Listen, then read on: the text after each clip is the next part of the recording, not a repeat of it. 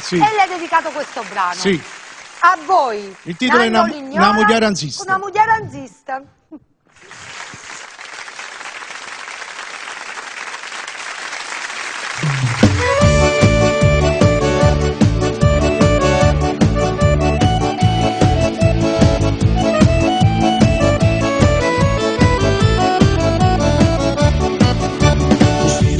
Fai sempre occupato e mai non devo mai a riposare, eppure di domenica lavori dai sempre se mette a forrauro, l'aspirapolvere bene la usi tutti i giorni, alla lavatrice ogni mattina tu la fai, appena vedi in macchia un coppio in maglia ci fai la perché voglio lavare.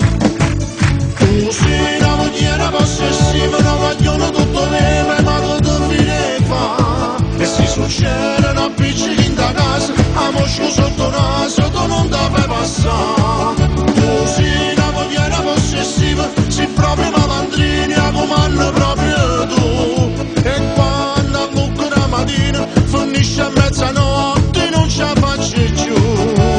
Però quando mi arrodino, trovo tutto pronto per mangiare.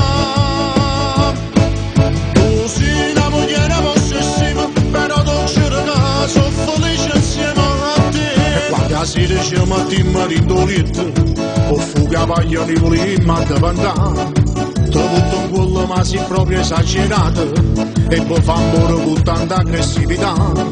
E ci stanno a me a dormire manata moto, perché rimane nato io e non mi affrontare.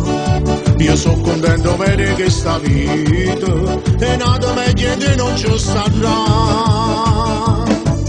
Tu sei una mogliera possessiva, una vogliono tutto neve, ma tu ti fine fa. E se succede una piccina in da casa, a moscio sotto naso, tu non ti fai passare. Tu sei una mogliera possessiva, sei proprio malandrina, come hanno proprio tu. E quando a la mattina, finisce a mezzanotte, non ce la faccio più. Però quando mi arrodino, trovo tutto pronto per mangiare. Tu sei una mogliera possessiva, però non c'è che sono felice insieme a te.